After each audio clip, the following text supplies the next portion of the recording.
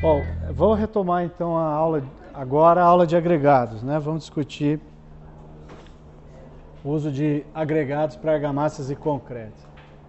Bom, o objetivo da aula é discutir como os agregados são obtidos, né? A questão de diferentes origens, né? A questão dos usos agregados dentro das cidades pode passar por problemas de escassez localizada e diversificar tipos de rochas que são aptas ao uso de agregados, diferentes fontes, né?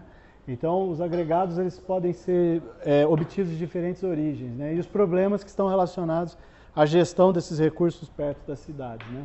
E discutir como é que os agregados podem contribuir com as propriedades dos materiais cimentícios, né? Bom, quando a gente se refere a agregado, a gente está se referindo a uma família de materiais que acabam sendo aptos para uso em argamassas e concretos, né? As argamassas geralmente acabam usando frações, além do cimento e da água, areia, né? Que são frações de dimensão menor, fração de material. E essas areias elas podem ser obtidas de diferentes formas, né? Antigamente, ou em algumas regiões, em São Paulo, se extraía muito areia de rio. À medida que a legislação ambiental evolui, esses lugares vão ficando também com passivos ambientais, vão fechando esses setores de minerações de areia. Isso vai se tornando um bem escasso localmente e vai se afastando cada vez mais da região. Por outro lado, vão surgindo oportunidades para produzir areia que é chamada artificial, areia obtida por britagem, né, a partir da rocha. Então, você acaba tendo uma diversificação de produtos que você pode lançar à mão para produzir os materiais cimentícios, né? São eles obtidos por fragmentação de rocha ou simplesmente por classificação de tamanho obtido em leito de rio ou materiais naturais, né? Tipicamente, uma pedreira ela tem esse layout, né? Ela vem de uma frente lá atrás, que é chamada frente de lavra, vem com implosão das rochas, né? Para que você desprenda grandes fragmentos de rocha. Esses grandes fragmentos são levados para as linhas de britagem, né? Fragmentação, onde são feitos vários estágios de britagem e vão ser produzindo essas frações granulométricas, materiais, dimensões em tamanhos diferentes, que a gente vai classificando os produtos em construção civil, né? As pedreiras geralmente são, o sistema de transporte são de caminhões de grande porte. Esses desmontes de rocha são peças de grandes dimensões e essas plantas são uma sequência de peneiras e britadores, né, de grande porte, tendo uma grande escala de produção, né?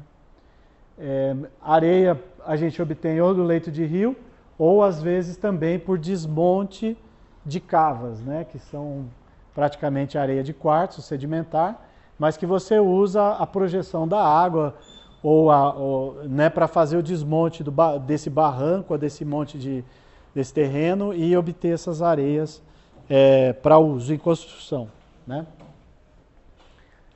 Agregado, mesmo obtido por rocha, né, como eu falei, tem areia que vem do rio, que é puro quartzo, né? Uma areia essencialmente composta pelo mineral quartzo, né? Que a composição química é essa. Mas também nós temos rochas que são misturas de minerais, né? Por exemplo, o granito é uma mistura de quartzo com outro mineral, que é ortoclásio, outros conjuntos de minerais. São rochas que já têm alumínio, além de só sílica na composição, né? São sílico-aluminatos, presença de potássio, sódio, né? São chamadas minerais de origem, né, que tem aí sódio e potássio na sua composição.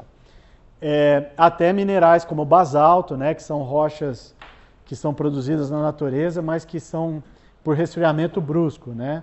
Às vezes essas rochas são chamadas rochas extrusivas, né? São rochas que são produzidas na crosta terrestre escapou o magma e o material resfriou bruscamente na atmosfera, né?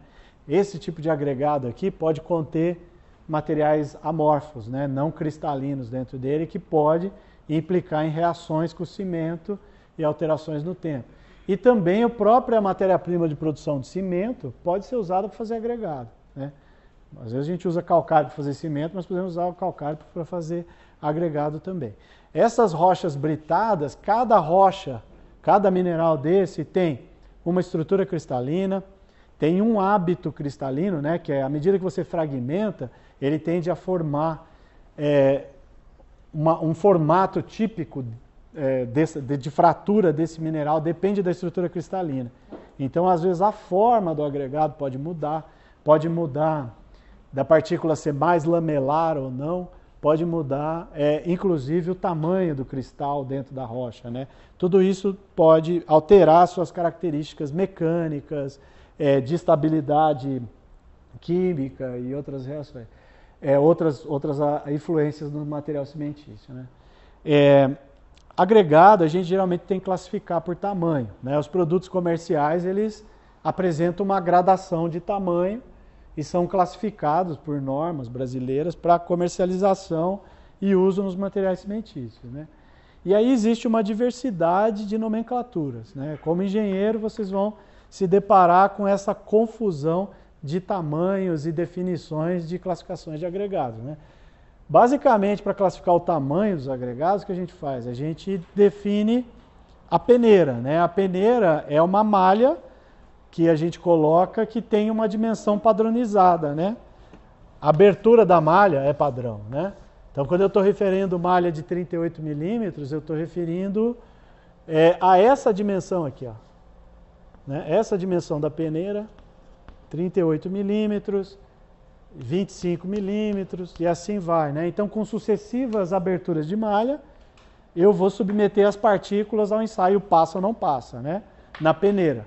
Vou vibrar esse sistema, a peneira as partículas que têm dimensão maior do que essa peneira vão, né, ou essa dimensão diagonal, vão ficar retidos nessa malha. E assim sucessivamente, né? Então vai ficar, qual que é o tamanho efetivo deste agregado, né? Ele menor que 25 milímetros e maior que 9. Às vezes não é que a gente define o tamanho, a gente define o intervalo de tamanho, passou naquele tamanho e ficou retido naquele. Dentro desse, formas variáveis, né? E outra coisa é que uma partícula, para expressar o tamanho dela, uma partícula tridimensional. Eu estou me referindo a uma dimensão da partícula para classificar o tamanho. Nem sempre eu estou usando as 3 dimensões.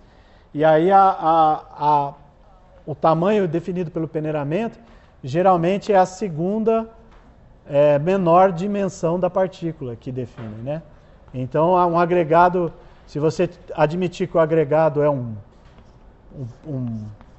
uma forma como essa, né, um pequeno prisma, vai ser essa dimensão aqui, né, que vai definir geralmente o tamanho, né, do agregado. É a segunda maior dimensão que acaba definindo essa. E aí você tem o que é agregado graúdo? Material acima de 4 milímetros, material miúdo é abaixo de 4 milímetros. Perceba aqui que a gente fez uma separação do que seriam os finos. Por quê? Porque os materiais abaixo de 0,075 milímetros, para nós, em construção civil, é chamado de finos. São teores secundários. Claro que no processo de britagem da rocha, eu produzo finos.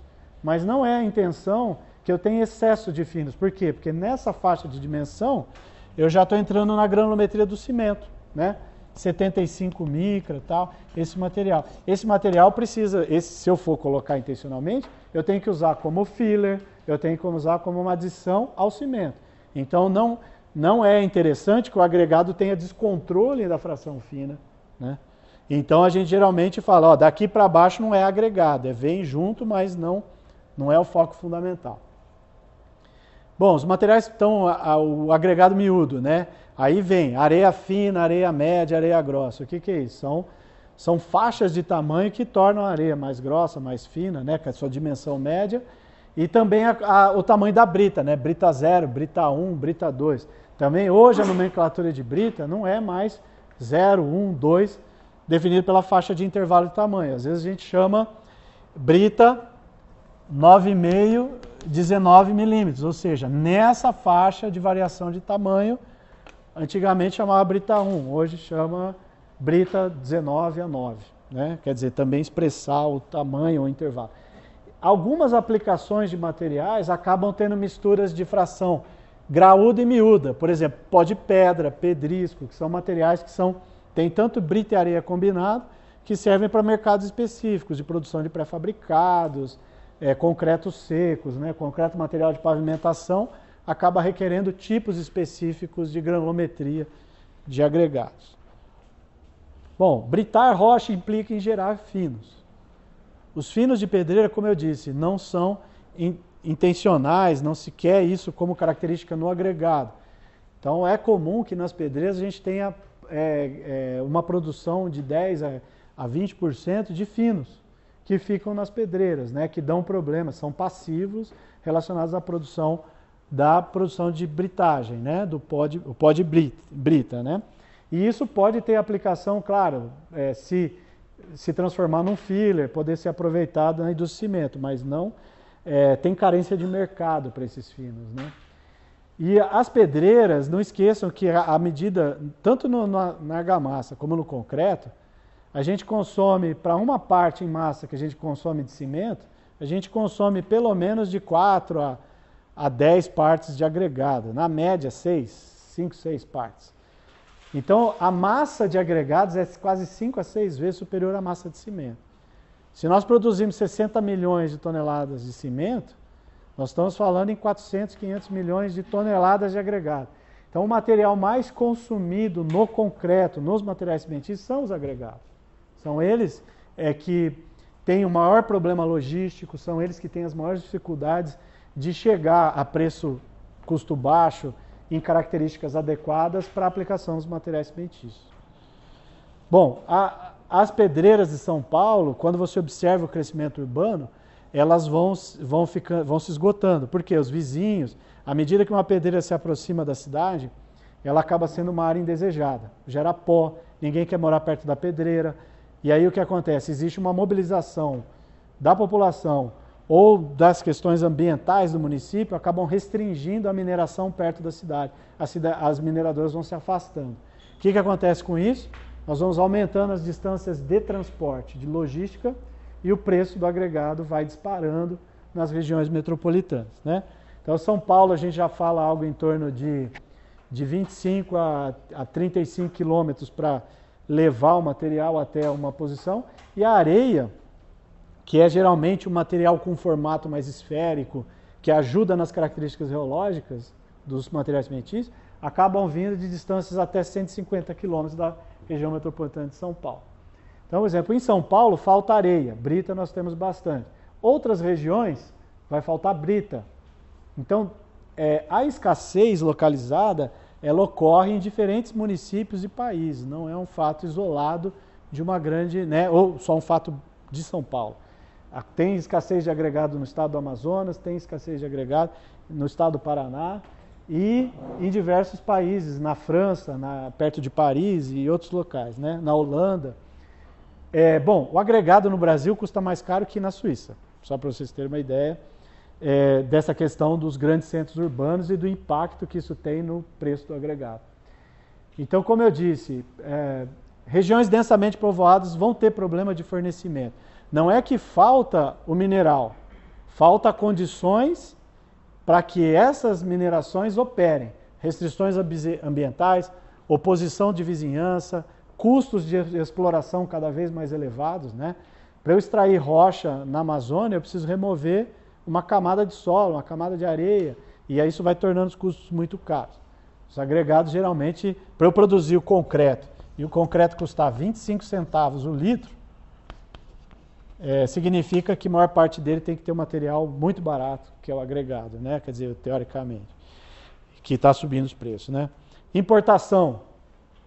Holanda importa agregado, a Alemanha exporta como importa, falta agregado na Suíça, falta agregado em diferentes países. E isso tem consequência direta na qualidade do material que tem para uso cimentício, né? É por isso que em muitas regiões ou países surge a questão da reciclagem também, que é a própria britagem do concreto envelhecido. A cidade produz montanhas de edifícios que perdem o uso, né, ficam com a vida útil finalizada, e que servem como matéria-prima para a produção de agregado, de um concreto estrutural. Você pode fazer um agregado, mas é óbvio que não é um agregado que tem a mesma característica de um agregado natural. Então, o que eu quero dizer com isso? Que as fontes de matérias-primas vão mudar, dependendo da região que vocês trabalharem, dependendo da condição que vocês tiverem, vocês têm que estar aptos a selecionar esses materiais, tendo em vista as alterações das características que eles vão ter. Bom, entendendo que o material cimentício, nós temos de 50% a 70% do volume do material cimentício vão ser os agregados, a pergunta é, qual é o que o agregado vai causar de efeito, né, ou de alterações, quais funções, né, ou quais características esses agregados vão desempenhar na mistura e vão alterar as propriedades dos materiais cimentícios. Quais são as funções que um agregado, de que forma ele contribui com o desempenho dos materiais cimentícios? Essa é uma pergunta. A gente já teve a aula de reologia, eu acredito... Módulo de elasticidade. Propriedades mecânicas. Módulo elástico.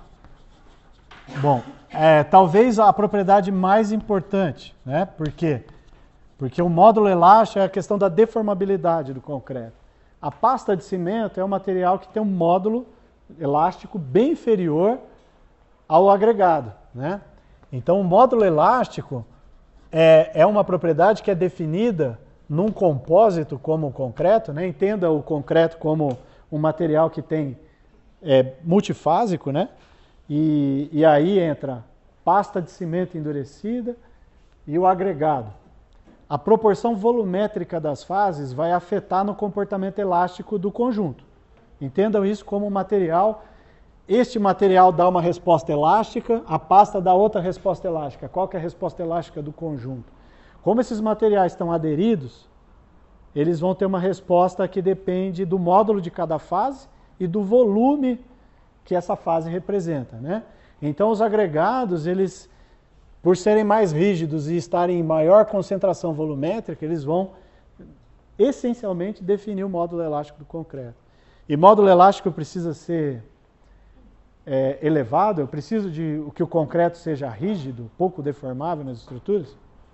Qual a implicação do módulo elástico do concreto no desempenho de uma estrutura? Para que vocês usam o módulo de elasticidade do concreto em condições de aplicação? Para as deformações não ficarem aparentes, não terem deformações excessivas, né? Se você solicitar uma peça e tiver uma deflexão, uma deformação de uma laje, ou alguma coisa que te causa desconforto, mesmo que não venha cair, que esteja instável, você não vai querer ficar. Outra coisa, junções de janelas, portas, todas essas funções extras do edifício, né, de funcionalidade do edifício, depende da deformabilidade. Se eu fizer uma estrutura que aumenta a deformação no tempo de uma forma indesejável, uma janela não abre, uma porta não vai abrir, ou vai começar a surgir fissuração por todo o edifício. Então a estrutura tem que ter uma pouca deformabilidade para que as funções do edifício se manifestem, né? Então, assim, que mais? Estabilidade dimensional. Também, né? Estabilidade dimensional, você se refere ao quê? Se não tivesse agregado, a retração química diminui muito o volume. Pasta de cimento retrai. Concreto, quando seca, retrai. Por quê? Porque é estrutura porosa. A água, quando se desprende do sólido, gera alteração do volume. Então, os materiais cimentícios têm, uma das desvantagens do cimento é a retração, é a alteração do volume quando seca. Então, a estabilidade dimensional é importante. E aqui eu estou me referindo à retração, né, dimensional, porque ele controla, ele pode auxiliar a reduzir a retração do concreto. Porque a pasta retrai, mas o agregado não retrai. O agregado não tem fenômeno de retração. O agregado tem menos poros do que a pasta de cimento. Então é um elemento regulador do mecanismo de retração do concreto, principalmente pela secagem, né? Como ele é um material poroso, ele vai perder a água, vai gerar forças capilares. A gente vai discutir isso um pouco melhor, um pouco para frente. Que mais?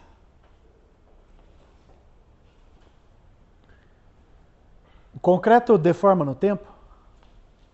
O módulo de elasticidade é uma medida instantânea, né? Quando você mede instantânea, logo que você aplica a tensão, certo? O que é módulo de elasticidade? Tensão gera deformação Deformação específica, o modo de elasticidade é definido por essa constante elástica, né, do material. À medida que eu aumento a tensão, aumento a deformação. E isso aqui é medido no instante que eu carrego. Se eu deixar a carga lá, aumenta a deformação? Deformação permanente, fluência. Então, também vai... se você tiver uma estrutura de concreto que deforma menos instantaneamente, também no tempo vai ajudar. Se a deformação de saída é menor, tiver o módulo, né, a fluência, se o módulo elástico do agregado é elevado, eu vou ter menos efeito de fluência no concreto. Claro que também depende do volume. Se o volume aumentar o volume de agregados, menos pasta para deformar por ter mecanismo de fluência. A fluência ocorre na pasta, não no agregado. Okay? A pasta é que retrai, a pasta é que deforma mais que o agregado e ela também que tem os mecanismos de deformação no tempo. Porque a deformação no tempo é uma deformação viscosa. É movimentação da água, é movimentação da estrutura do material que acaba levando esse aumento de deformação. Está ligado à pasta de cimento. O que mais?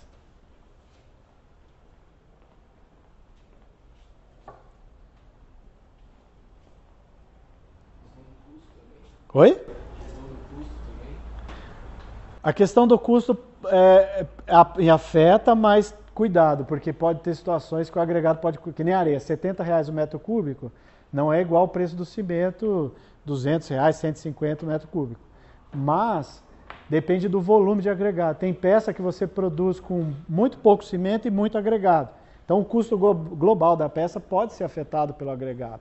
Não é só o custo da pasta, porque depende da quantidade que você vai usar. Se você usar muito agregado e agregado caro, o custo da peça pode ser ditado pelo agregado. Em geral, sim. Em geral, sim. O custo é afetado por isso. Só isso? Estabilidade química. Também é importante. Como eu falei, se eu produzir um agregado que é feito por rocha extrusiva,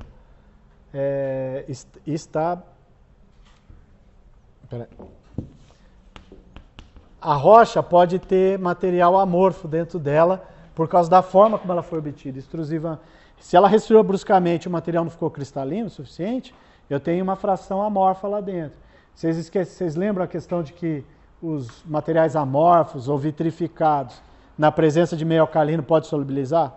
Como o cimento, como a pozolana? A mesma coisa aqui, se eu tiver um agregado e ele tem uma fração amorfa, essa fração amorfa pode reagir com o cimento no tempo e pode formar compostos expansivos numa hora que não deve. Uma coisa é consumir portlandita para fazer silicado de cálcio, que nem no cimento, quando você usa a pozolana. Você está tirando um vazio, né, um material que ocupa espaço, para formar um outro que vai densificar a estrutura. Outra coisa é você não ter espaço no contato da rocha e formar um composto expansivo. O que vai acontecer? Vai fissurar, vai separar o agregado do cimento. As propriedades do concreto vão ser prejudicadas por causa da interface, né? E também a pasta afeta muito o volume de vazios, né? Quer dizer, também, vocês não podem esquecer, na aula de reologia foi falado que os agregados eles preenchem os vazios de um sistema e o volume de vazios é ocupado pela pasta, que é a história da continuidade espacial que as argamassas e concretos a gente faz preenchendo os vazios sucessivamente. Então, se eu tiver um sistema que está bem empacotado, tem bastante partícula sólida de agregado, eu preciso de menos pasta para preencher o vazio. Então, isso também é importante. É um critério que vai afetar custo, vai afetar impacto ambiental, vai afetar uma série de características, né? Se o agregado for poroso, ele pode interferir também na trabalhabilidade, porque ele pode, de certa forma, aprisionar a água, retirar a água, que seria para conferir a trabalhabilidade do material, vai para o agregado. Então o agregado ele interfere tanto no estado fresco, nas questões de ecoeficiência, também como nas questões de estado endurecido. Não foi falada a questão da resistência do agregado. A resistência do agregado geralmente é maior do que a da pasta de cimento. Mas, se você subir demais a qualidade da pasta, fizer com a relação água-cimento muito baixa, com muito aditivo, pode acontecer do agregado passar a ser o limitante na resistência mecânica.